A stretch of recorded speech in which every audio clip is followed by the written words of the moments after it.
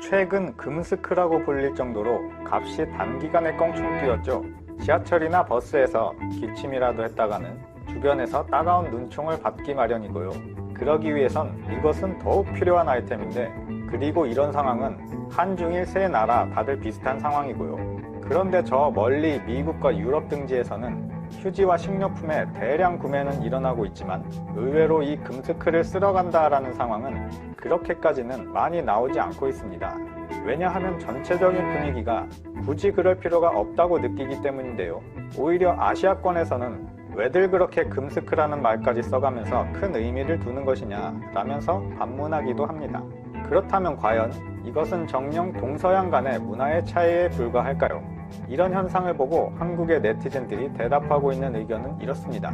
아시아권에서 중요하게 생각하는 이유는 단지 나 하나만을 위해서라면 그렇게 몇몇 나라에서 얘기하는 주장이 맞을 수도 있다. 하지만 우리는 그것에서 그치지 않기 때문에 그 다음까지도 생각하기 때문에 그런 것이다. 1차적으로 자신의 입을 가리게 되면서 대규모의 전파를 막는데 아주 효과적이라는 것이고, 자신뿐만 아니라 가족이나 주변 지인들, 나아가 사회 전체에 퍼지는 것을 막기 위해 국민들 누구나 필수 아이템이라고 생각하고 있는 것이다. 즉, 착용하는 것 자체도 중요하지만 일종의 사회적 배려, 시민으로서의 매너나 에티켓으로 봐야 한다는 겁니다. 그리고 몇몇 해외의 상황이 더욱 이해가 안 간다라고 하는데, 왜 그렇게 휴지를 사들이는 걸 중요시하는 건지, 현 시국이 그렇게 을 많이 싸는 상황인 거냐라는 얘기도 있었고요. 또한 최근 확산세가 서양 쪽 위주로 커지고 있고 동아시아 쪽에선 꺾이고 있는 추세가 이런 문화의 차이와도 연관이 있는 것 아니냐라는 목소리도 나오고 있습니다. 특히 서구권의 몇몇 나라에서는 증상이 없는 사람이 뭐하러 쓰고 다니냐 라고 말하는 전문가들이 계속 나타나고 있는 추세인데요. 국민들은 전문가의 말이라고 하니 그거 맞는 말이다, 역시 우리 전문가다 라면서 신봉하는 사람들도 늘어나는 상황입니다. 또한 미국이나 유럽의 사회적 관계에서는 눈을 마주치고 얼굴 표정을 바라보면서 대화하는 것을 중요시하기 때문에 얼굴을 가려버린다면 어떤 관계도 맺을 수가 없다라는 의견도 있습니다. 유럽은 문화 자체가 사람 간의 간격이 가깝고 사상도 더 자유로워서 아무리 이런 식이라고 해도 그들의 오래된 습관을 바꾸기는 어려울 것이라고 하는데요. 누군가의 잘못이 아닌 문화의 차이 때문에 어쩔 수 없다라는 분석인데, 반면에 문화 차이를 떠나 굉장히 무지하게 보인다, 이기적이다라는 반응도 있습니다. 일각에서는 우리가 일부러 안 쓰는 것이 아니라 못 쓰는 것이라는 주장도 하고 있는데요. 아시아의 국가들에서는 과거에도 비슷한 일들을 겪지 않았냐, 게다가 미세먼지까지 매년 있기 때문에 그쪽 지역에서는 공급량도 충분하고 사람들도 익숙해진 것이다 라고 주장을 하는데요. 반면에 서양 국가들은 그런 일들이 지금까지 거의 없었기 때문에 지금까지도 필요하다는 인식을 하지 못하는 것이다 라는 주장도 나왔습니다. 한편 그런 주장들을 뒷받침하는 연예인들도 나타나기 시작했는데요. 얼마 전에 미 정부 차원에서 실시한 국가적 자가격리라는 시스템을 가지고 여배우인 에반젤린 릴리는 이렇게 말했습니다. 생명의 안전함보다 우리의 자유가 중요하다고 생각한다 라는 말인데, 이게 무슨 의미로 한 얘기인지는 모르겠지만 결론적으로 자신은 사회적 거리두기를 실천하지 않는 것에 앞장서겠다 라고 선언해 논란에 휩싸였습니다. 결국 모든 것은 나 스스로의 선택이라는 것인데, 얼핏 생각하면 듣기에는 감성을 자극하고 좋았는지 그 말에 동의하는 사람도 많이 나오고 있는 상황입니다. 만약 자신의 자유보다 남의 안전을 먼저 생각하는 우리나라였다면 생각도 못했겠지만 말입니다. 그런데 최근 상황은 점점 계속 안 좋아지자 서서히 깨달음을 얻는 사람들이 생기는 것인지 여론도 조금씩 자세를 바꾸고 있습니다.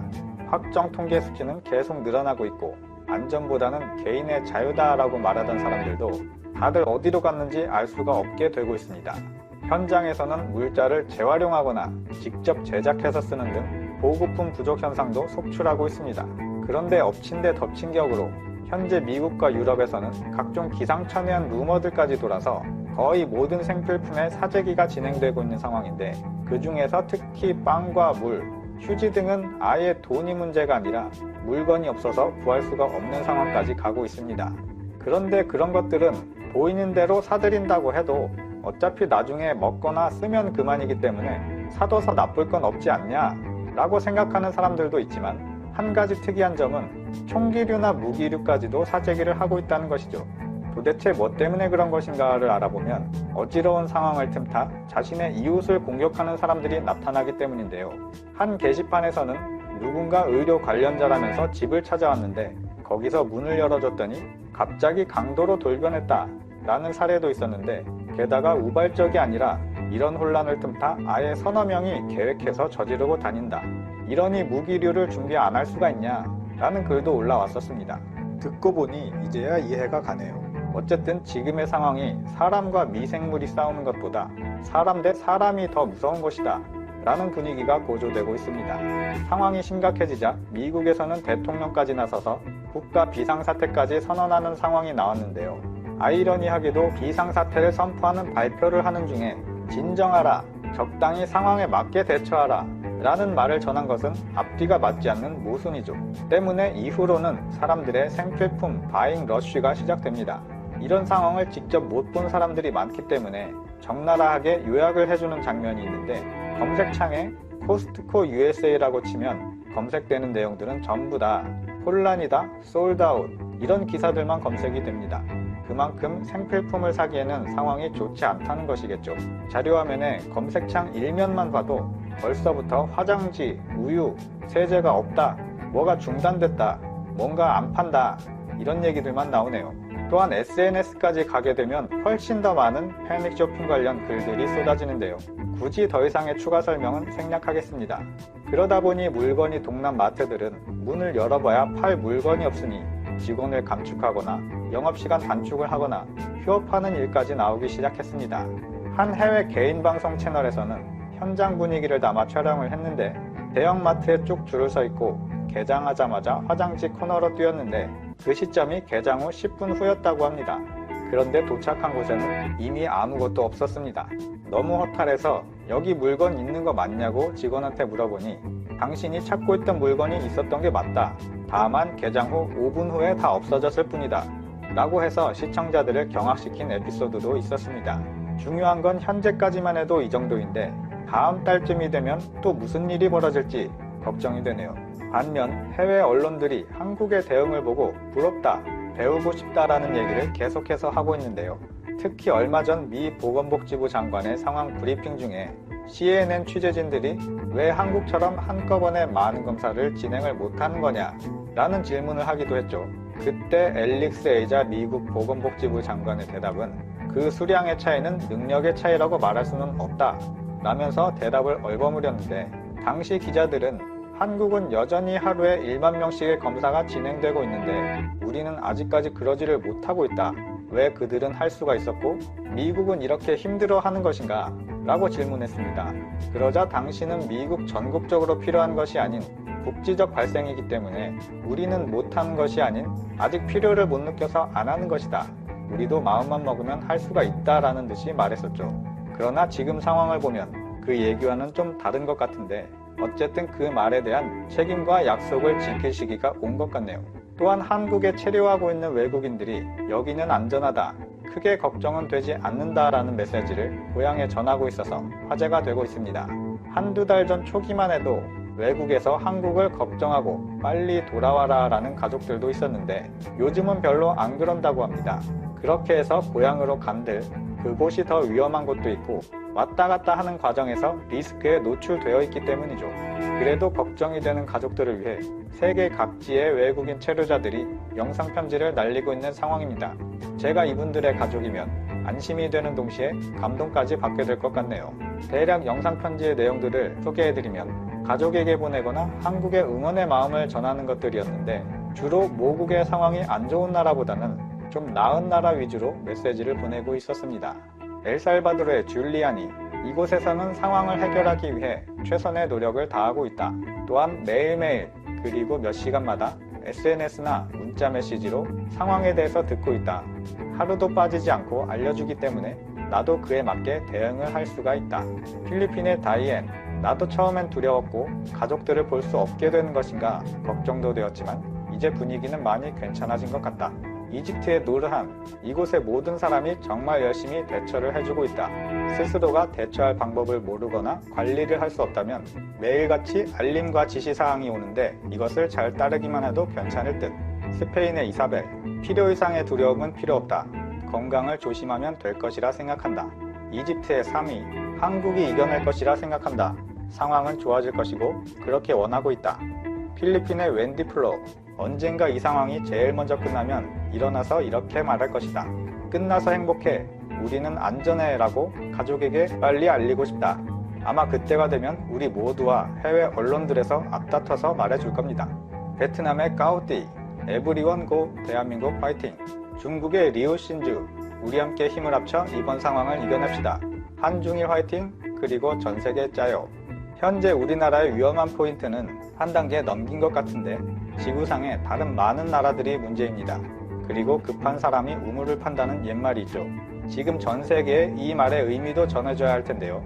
상황이 급한 나라에서는 빨리 상황을 직시하고 한국의 대응 시스템을 벤치마킹해야 하는 시점이 되어가고 있습니다.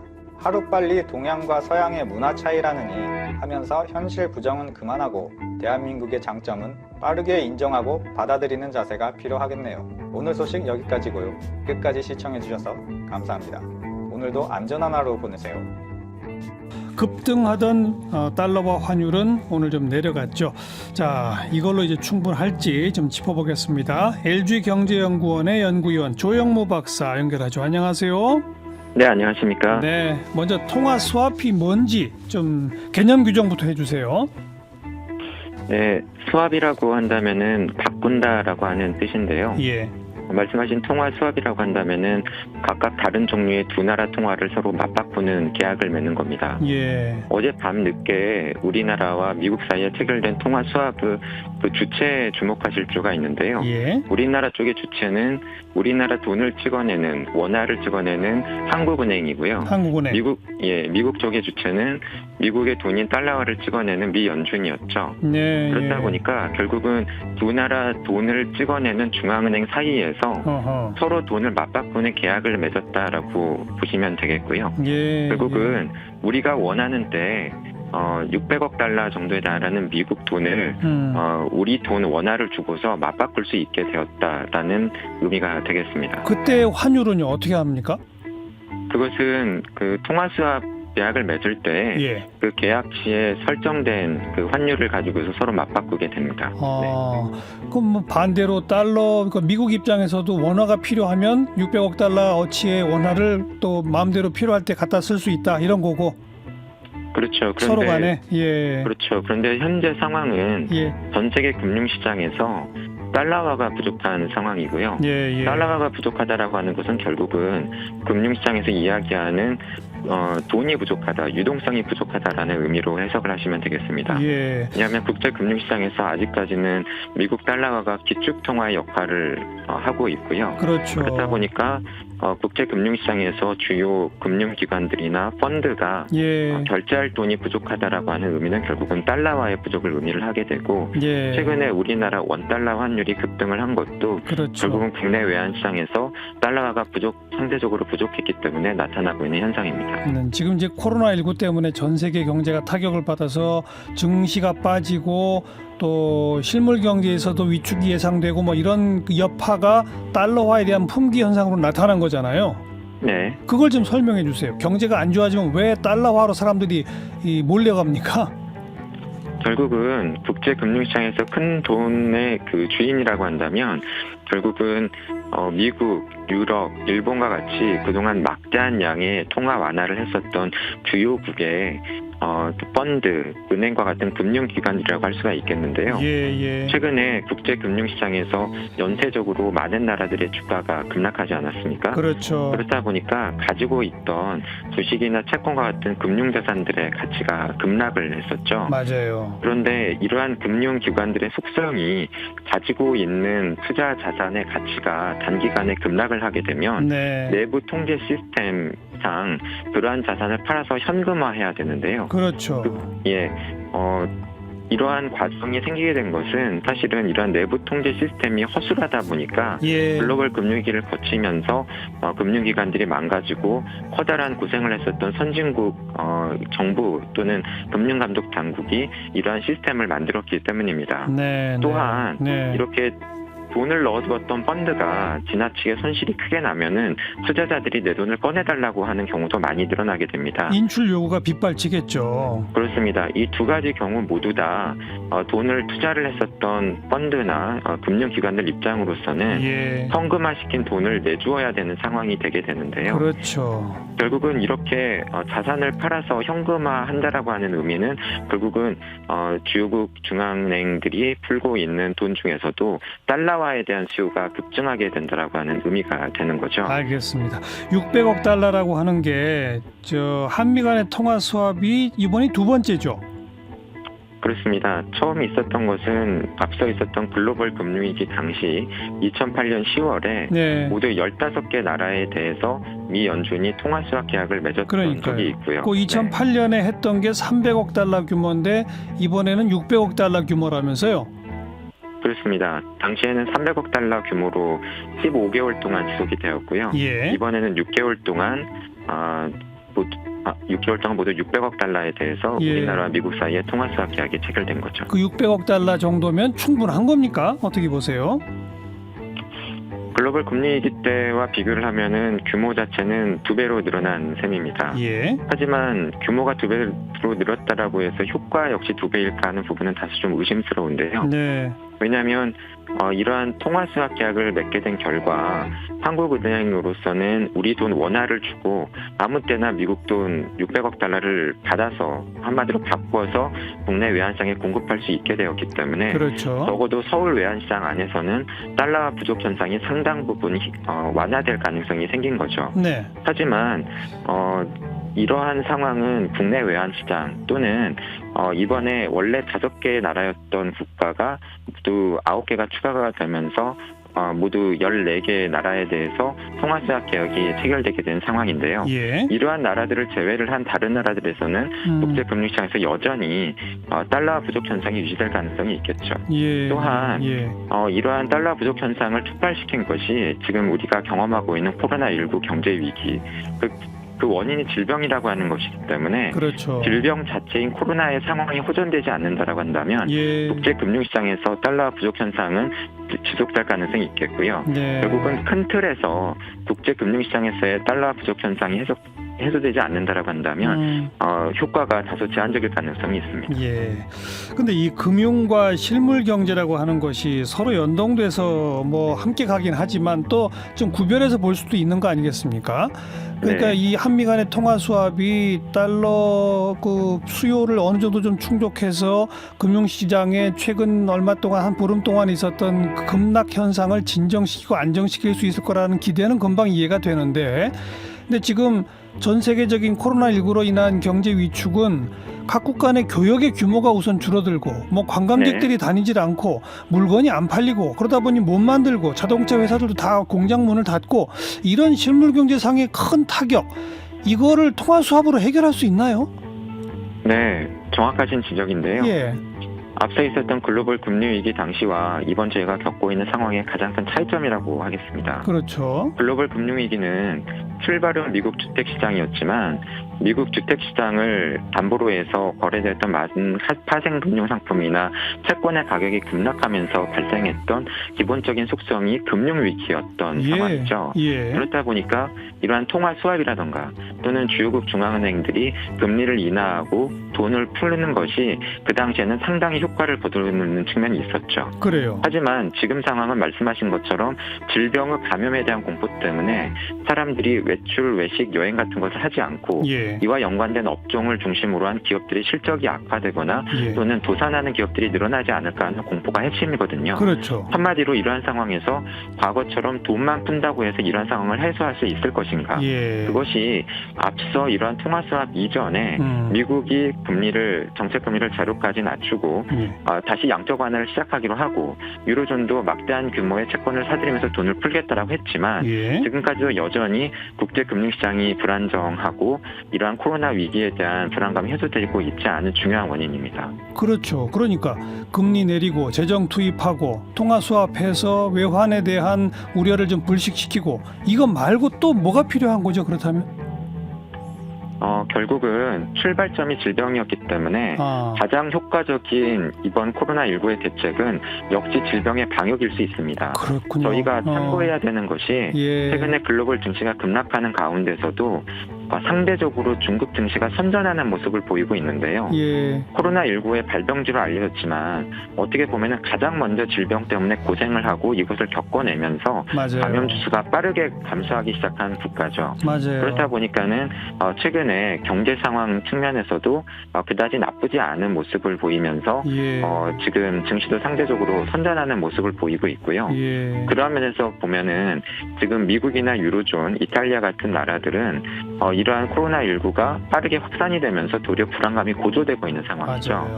결국은 코로나를 빠르게 잡는 국가가 주식시장이든 외환시장이든 빠르게 안정될 가능성을 네. 보여주는 대목이라고 볼 수가 있겠고요. 예. 이와 함께 앞서 말씀드린 돈풀기 정책인 통화 완화뿐만이 아니라 이제는 재정 정책이 중요한 시기입니다. 그렇죠. 결국은 정부가 가지고 있는 재정, 돈을 얼마나 효과적으로 집행해서 문제가 되는 부문의 피해를 최소화시키는 것인가가 예. 앞으로 핵심이 될 것이라고 전망을 합니다. 지금 몇몇 지자체뿐 아니라 이제 중앙정부도 오늘 발표를 보니까 코로나19로 인해서 갑자기 실직을 하거나 뭐 해가지고 위기 상황에 몰린 그런 하위 계층들한테 재정 긴급 투입하겠다는 거 아니겠습니까? 이런 건 그러면 꼭 필요한 조치겠죠. 기본소득이라고 하는 용어를 둘러싸고 지금 많은 논란이 있고요. 예. 해야 되느냐 하지 말아야 되느냐 또는 효과가 있겠다 없겠다와 이런 것들을 둘러싸고 논란이 있습니다. 예. 하지만 제 개인적인 생각이지만 어차피 정부가 쓸 수 있는 돈도 한정되어 있거든요. 예. 한정된 재정 지출 역량이라고 한다면 그리고 그것이 기본적으로 국민의 세금이거나 또는 국가가 빚을 내서 하는 것이라고 한다면 네. 그것을 제대로 그리고 효과를 극대화시키면서 쓰는 것이 가장 중요하겠죠. 예. 그런 면에서 본다라고 한다면 너무 많은 계층에게 적은 금액을 골고루 나누어줘서 예. 소비를 끌어올리려고 하기보다는 예. 조금 전에 말씀을 드린 것처럼 이번 사태로 인해서 피해를 집중적으로 입고 있거나 그렇죠. 또는 도산이나 폐업의 상황에 내몰려 있는 계층에게 네. 지금 언급되고 있는 것처럼 융자를 해주거나 돈을 빌려주는 것이 아니라 예. 아예 그냥 지급을 해주더라도 예. 이러한 계층들이 빚고 일어서거나 예. 또는 폐업이나 도산을 하지 않도록 도와주는 것이 예. 한정된 재정 지출 역량을 효과적으로 쓰는 방법이라고 생각을 합니다. 예. 코로나19로 직접적 타격 본 곳에 직접적 현금 살포 필요하다 이 말씀이로군요. 네. 그렇습니다. 네. 마지막으로 그냥 궁금해서 여쭤보는 게 보통 시장 불안할 때 금값이 뛰잖아요. 네. 이번엔 금값도 떨어진다는데 그건 왜 그렇습니까? 네, 과거 금융시장 불안과 상당히 다른 차이점인데요. 그건 역시도 앞서 말씀드린 것처럼 극단적인 현금 선호, 한마디로 달러가 필요한 상황의 결과라고 보시면 좋을 것 같습니다. 한마디로 예전에는 상대적으로 안전해 보여서 주식을 팔 때 금이라던가 미 국채 같은 자산을 사면서 그 가격들이 올라갔었는데요. 예. 현재는 금이나 미 국채까지도 내다 팔면서 현금을 확보하다 보니까 최근에는 금이나 국채 가격까지도 떨어지고 있는 상황이 나타나고 있습니다. 뭐니 해도 현금이다. 그중 달러다.